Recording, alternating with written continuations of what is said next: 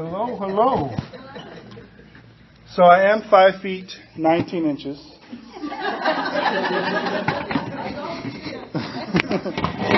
And I always, whenever I come in here, I got everything in my mind of what I want to say.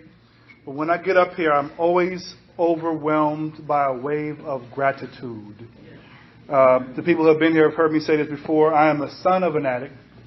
And it's people like you telling your stories that help shape the man that I am. Amen.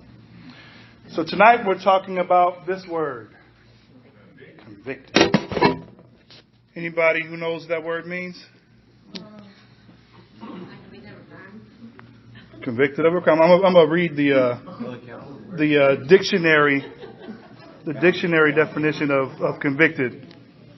And come on. It says, having been declared guilty of a criminal offense by the verdict of a jury or the decision of a judge, / the act or process of finding a person guilty of a crime, especially in a court of law. All right. One time I was found guilty of putting rocks on a train track at a park near my house. Anybody know like the light rails, like MARTA, right? MARTA. So they got them where I'm from in Sacramento. They're above ground on the road. So my brothers and I will put sticks and coins and rocks and just giggle and wait for the train to go over and see what would happen, right? So being the young people we were, I wasn't smart enough to realize that there's a person inside of the train when they parked that could see what I did. I just thought the trains drove themselves. So the train is parked. We put something on the track. I forget what it was. And we go across the street and ready to see the train go by and just squish it and make it shoot out. And I hear something come over a loudspeaker. Get those sticks off the track. Who said that?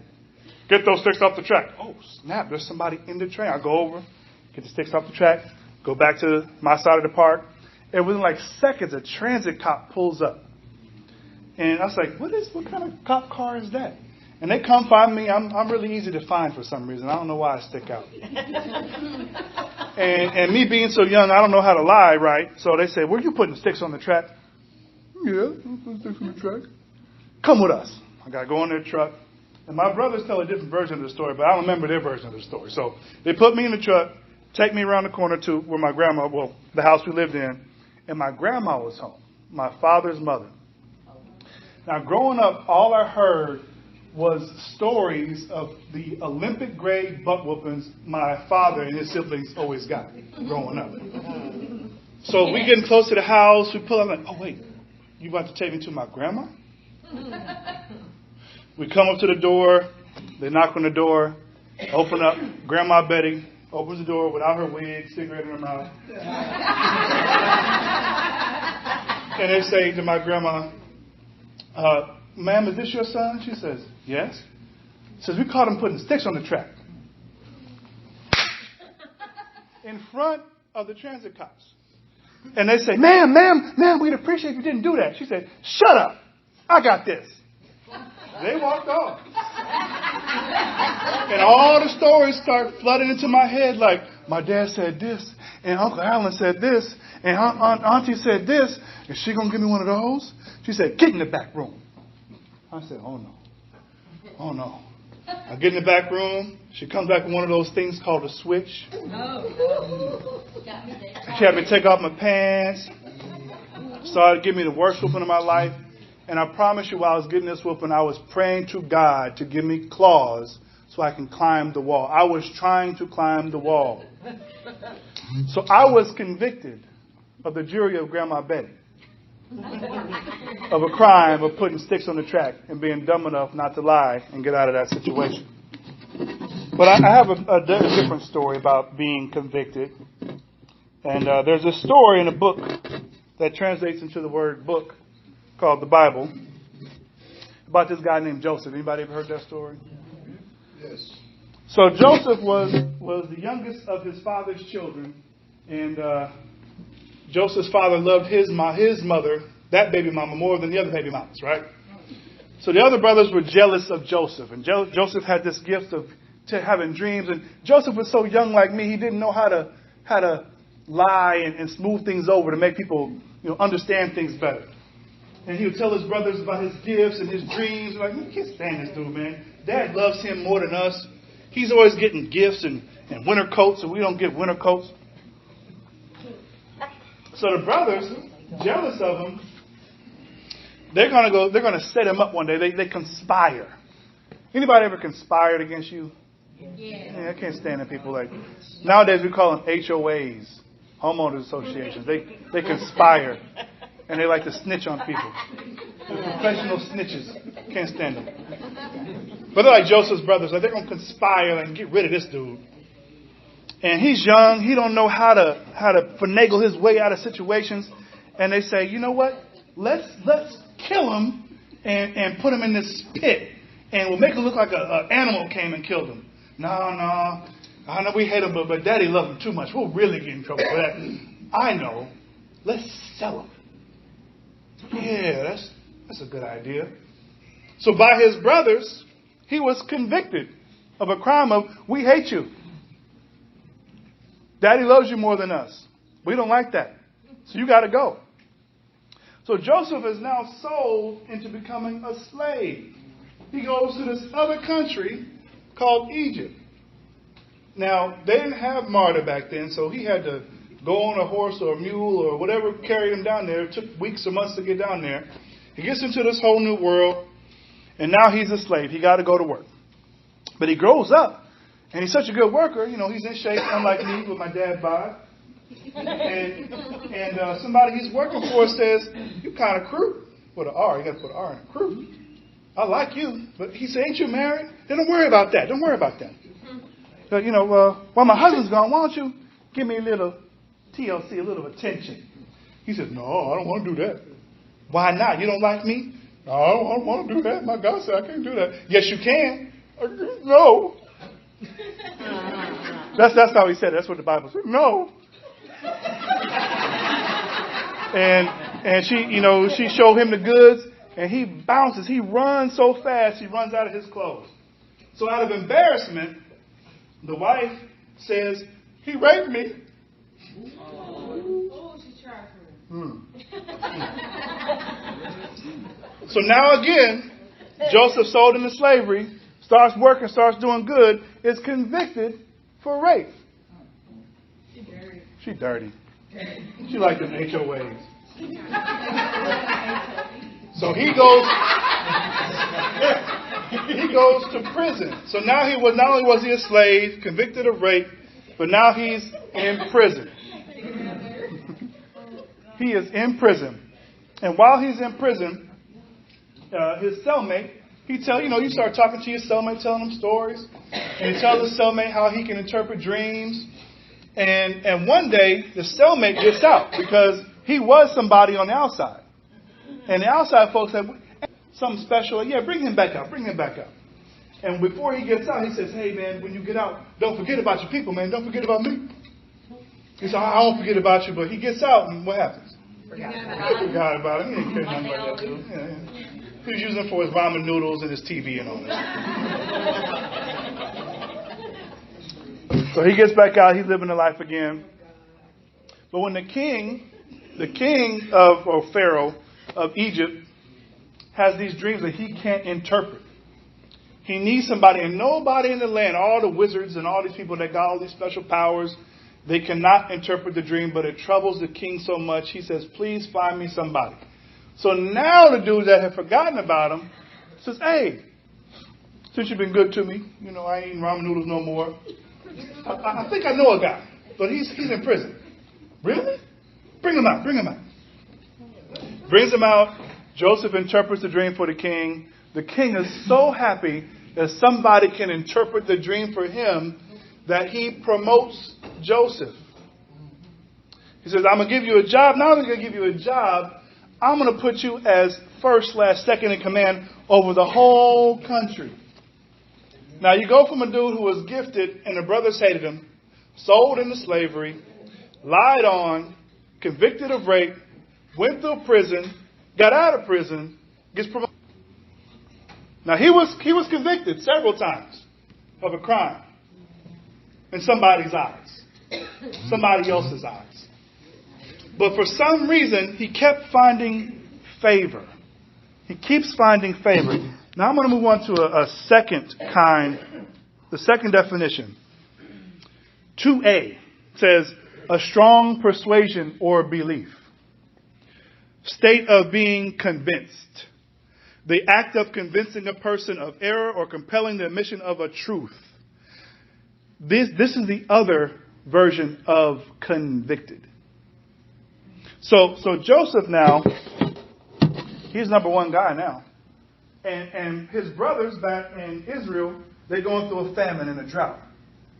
But Joseph is so gifted and convicted by God, he knows these things are going to happen. And he prepares these big stockpiles of food and grain and things that everybody's going to need. So this dude that people hated, his brothers hated, convicted of rape, lied on, forgot about in prison, is elevated. And now all these people, he knew that the drought would come and the famine would come.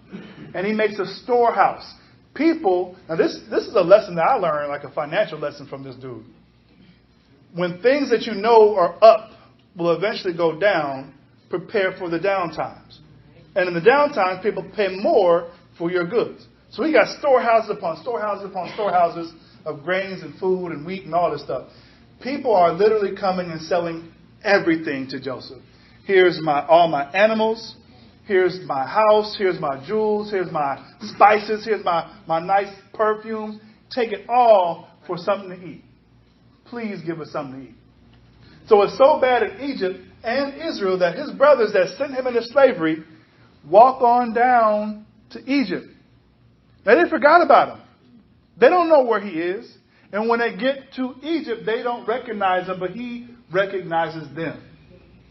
Now, if you were sold into slavery and you recognize people sold you into slavery, what would you do?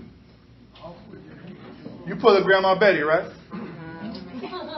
I would pull a Grandma Betty real quick. Without my wig and a cigarette in my mouth. But he says, I'm gonna just keep this on the low. What you need? Here's all this wealth we got. Please give us some food. He gives them the food. He never tells them that I'm your little brother. They go back. They tell the father who thinks the son is dead, hey, we got some food. They have a great leader down there. I want you to go back. Get some more. Goes back again. And he's tempted to say, man, I got you. Oh, but I can't quite got you yet. Because he's convicted. He should be able to get some get back because he's got power now. These dudes that did him dirty, he can have them killed. But he thinks, man, if I do that, my father will have no sons. So he says to the brothers, I'm not going to give you anything until you bring your father here. He says, oh, no, man, our dad is old now. He can't travel. Look, if you don't bring him, you ain't going to get nothing from him. So they got to walk all the way back. Maybe like South Florida to here. Like they got to walk back, right? Or donkey or whatever, camel, whatever they're riding. Still, it wasn't fast. So they convince the father. He comes down with the brothers. They're eating dinner. And he still doesn't reveal himself. The father doesn't even recognize him. So after they eat dinner and he gives them the king's treatment, he finally reveals himself to his family. And the father is happy. Now, why does Joseph keep working so hard? Why does he keep being the leader that he was gifted to be? Because he's convicted. But he's convicted in a way that he has to carry two nations. Because he's his father's son, he's a part of Israel. God has a very special plan for this country. But it's the country he lives in that's given him all this opportunity. Egypt. So he's responsible for two whole nations. He's got them both in his hands. So why not just take power, do that girl that lied on him, do her dirty, do the brothers dirty, kill the father, go ahead and take Israel for yourself. Why not? Why not? Because when you're convicted, you know better. Remember that? You know better. When you know something, it's something about knowing better. That if you make that mistake knowingly, the punishment is that much harsher. Like if I would have went back after getting trouble putting sticks on the track and did it again, I don't know what kind of switch I would have get hit with the next time. Right. Because I knew better. So Joseph, with all his dreams and his wisdom, he knew that he couldn't, do the eye for an eye thing, because there was something greater at stake. And when I read these stories in the Bible, I have this practice. I say, whenever I'm reading the Bible, I put myself in it to see myself at my worst and see myself at my best. I can be Joseph when his brothers were selling him into slavery. I can be Joseph running the country. But through it all, I have to keep my convictions. Growing up where I grew up, in the time that I grew up in, the crack era in Southern California, it doesn't make sense that I can stand before you, a college graduate, married, 3 children, no criminal record, no drug addictions. But why, when everybody else around me did? My mind was so warped by my surroundings that when I was 4 and 5 years old, I thought it was normal for every girl that was 16 to have a baby and to be on Section 8 and food stamps and welfare. I thought that's just what girls did. I thought everybody black and brown drank, smoked, did some kind of drug. I thought everybody black and brown was involved in some kind of violent activity or drug activity, was in a gang, because everybody else around me was. And it wasn't until I got into a different environment where they bus us from one part of town to another part of town that I said, wait, that's a lot different. We play drug dealer for fun. They play soccer. We got bars in our windows. They don't. We drive hoopties. They drive minivans. We get wet. They got swimming pools. What is this? It's just different people. There's Asian people over there. And all I know is black and Mexican. And they got Hispanics of this ethnicity. And they speak this languages. And they eat what kind of food? And so what happened was, going off to this school in kindergarten, I said, man, I want that. I want that life. That seems a lot more peaceful. Versus every night around the same time, drive-by shooting was the alarm to go to bed. Like, oh, okay, time to go to bed. That and that show called Unsolved Mysteries, because that dude's voice was creepy. That was the one night I didn't have to stay up late. For everybody born in the 2000s, just go to YouTube and you'll see what I'm talking about. So I think to myself, I look at the story of Joseph. And when I started to become of age, I would say to myself, why wouldn't I try the alcohol? Why wouldn't I try the drugs? And it's because I sat in 12-step meetings with my mother when she got clean when I turned 7, and listening to people's stories like yours. Tell me how it ended. Listening to them made me know better. And it wasn't about just knowing better about how bad it could be, but knowing better about how good it's supposed to be when you make the right choices. People at their worst and lowest states deciding to make a change. My mother said it was her steps to sobriety was she got tired of being sick and tired, her bad relationships, her addictions, and my grandmother helped her find a counselor at a place called the Jackie Robinson Center in Pasadena, California. So she found a counselor. The counselor helped her get hooked up with a church called Christian Deliverance Church in Pasadena. We started going to Christian Deliverance Church. 30 days in, my mother says out loud, I haven't even had the desire to use in 30 days. And right then, I fell in love with Jesus. Because I'm the oldest of my mother's children, so I'm a mama's boy, and I'm not ashamed of it. And I said, if you can do that for the greatest love of my life, I'm yours. So I became convicted at 7. At 7, I knew about everything I wasn't supposed to know about. Sex, drugs, violence, prostitution, this and that, this and that, this and that, whatever. What games, what signs, what colors were not to wear, all that stuff. But I became convicted because this guy named Jesus was so good to me and my family that I now knew better.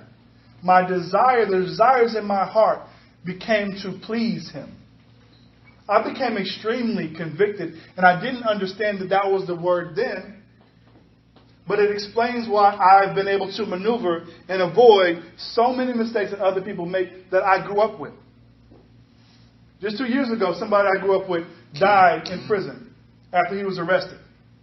After spending years in prison, he gets out, gets his life together, and then he dies in police custody. People I knew in Southern California when I was 7, he was around the same age as me. I'm in the house when I was supposed to be, but he's walking around town, got a bus pass, knows how to get to downtown LA, all by himself. And he would bum meals from people. And I said to myself, why is he 7 like me, but knows his way around all of LA? There's the conviction, and then there's the grace. If you're here in this room by now, at this moment, you are here by grace. Because raise your hand if somebody has passed away or been in prison, and you said, that could have or should have been me.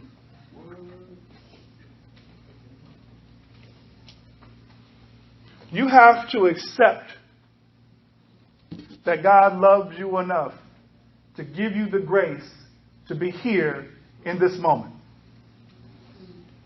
To have chosen sobriety today. And every day it's your choice. And I pray by the Spirit of God, you get convicted because you know better. Now, I'm not here to diminish any of your experiences. Everybody's got pains they're trying to get away from. And experiences that they cannot forget, including myself. But just like when a judge bangs the gavel and says, guilty, convicted, Holy Spirit does the same thing to the people he needs to use. That prayer we say, the Lord's Prayer, my favorite part that convicted me at 7, thy kingdom come, thy will be done on earth. And the only way the will's going to get done is if we do it. Not only are you depending on you to remain convicted and make wise choices, but your family, your friends, the people you think are not watching you, I promise you are watching you. And they're getting encouragement every day you choose to remain sober. You have lives to save and lives to change and a kingdom of heaven to expand on this earth. You have that power. And if God gives me a gavel, I slam it down right now and say, you are all now convicted. You've been recruited to do a work. Your story, your experiences are powerful. You think you're the only one, and you're not. And I promise you, you're not the only one who was molested, raped. You're not the only one who did some crimes. That crime that you did that you think nobody else knew about. You're not the only one. You're not the only one that thought about taking your life. Or you're not the only one who did it at that young age. And you thought you were the only one doing it at that young age. You're not the only one. You may still feel so guilty from that thing you did. You think you're not worthy of being forgiven. And that keeps you bound. And going back to try to numb the pain. But I'm telling you, forgiveness is such a gift. It is the only thing that will allow you to be free from that weight of guilt. And it's also something you may have to practice every day to realize, yes, I am forgiven. Some people get it like Paul did, and walking down the road, and the Spirit of the Lord comes over you, and the scales fall off your eyes. Some people got to walk it out every day. Until it's 30 days, 60 days, 90 days, a year later, and you're realizing, man, I ain't used in how long? And I've turned my life around in how many ways? Some people have been separated from their children. And I promise you, you got to interrupt the story that your child is writing in their head. That you don't love them because you've been gone. I know for a fact if you're here, if you're working on yourself, it's because your love is greater than your love for yourself. Yes. Amen. Come on. My brother and I know I'd have been in prison, dead, my brother in prison or dead because he has intellectual disabilities. There's nothing but predators in low-income neighborhoods waiting to take advantage of people. Somebody has your back, even though you think you're alone. You are not alone. When you go to a courtroom, if you can't afford a lawyer, you are assigned one. Right? You're not alone. In 12-step meetings, you guys have sponsors. If you don't have one, get one. When the opportunity for prayer comes along, take it. When my mom passed away in 2002, the summer before my senior year in college, it was the hardest thing I've ever experienced in my life because she was the first love of my life. And I didn't know the words to explain what I was going through at that time, but I was depressed. I didn't know how to comprehend. I was just walking through life in a cloud, just going through the motions. If it wasn't for my dad, I'd still have been left in Sacramento, never made it back to college, never graduated, because I didn't have the emotional strength to make it through. Everybody needs somebody sometimes, and I'm pretty sure that's a song. But it's true. If God wanted everybody to do things on their own, he would have stopped making people at Adam. So if you're in a community, like a house community, plug into that community. If you're a part of a church, plug into that church. If you happen to be in a place that doesn't accept you where you are, go find another one. Because in 30 days, 60 days, 90 days, when you get up and you share and you tell your story, somebody's going to be in the room for the first time saying, me too. And they're going to come up to you at the end and say, thank you for sharing that. Because I was molested too when I was little. That's happened to me in this room. When I thought I shouldn't share that. Because as big as I am, I don't got no business being that weak and vulnerable. But I was a child once too. I felt every emotion. And even though drugs and alcohol weren't my issue, food and sex were. Nobody's issues make you worse or better than anybody. And that's another reason why I'm so grateful to be able to speak to people like you. Is that when I'm in the corporate world, where people are so stuck on their titles, in the religious world, where people are stuck on their titles, when I come here, everybody's at a place where we all equal. Mm-hmm. Amen. 12-step meetings is where I learned that you can be a rich drug addict, a poor drug addict. You can be a drug addict that lost everything. You can be a drug addict with a big old house. You can be a drug addict that lost their family. You can be a drug addict with a family that enables you. It doesn't matter. What matters is what you do from now on. Now that you are convicted, make the choice every day. Stay clean. Look ahead. If you've never had the practice of looking 30, 60, 90 days ahead, 5 years ahead, do it tonight. I'll tell you one last story to bring home this point when it comes to planning and things being bigger than what you think they are. Now, I have a best friend from college, and we would do jokes back and forth about the craziest names we ever find. Legal names. Oh, fried chicken each, ha ha ha ha. And we would make a list of these crazy names we would find. And the list got this big to this big to this big to this many pages. And it kept getting so big, he said, let's just write a book. I said, okay. We write a book, split it in half, take the chapter, share. You self-publish it. And I end up on CNN talking to the world about this joke, about the craziest names we've ever heard. And then when I finished my interview, my brain went like this. Because this little boy from Pasadena, California, growing up in the crack era, around gang violence, prostitution, the worst of the worst, my mother's an addict, the drug dealers next door, the alcoholics next across the street, the town drunk with no teeth is always walking down the street. I come from this, and I end up on the worldwide news network from a joke, getting international attention.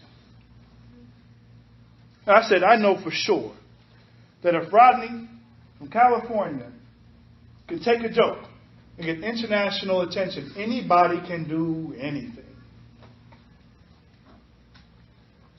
So you think your story is so small? You think you're so small? You are not. You are a giant. Your book is still being written. And it needs you to get to writing. So I want to say thank you. I begin with gratitude. I end with gratitude. I say thank you for your most valuable commodity, which is your time. Because once you give it away, you'll never get it back. And you chose to give me some of your time. Thank you.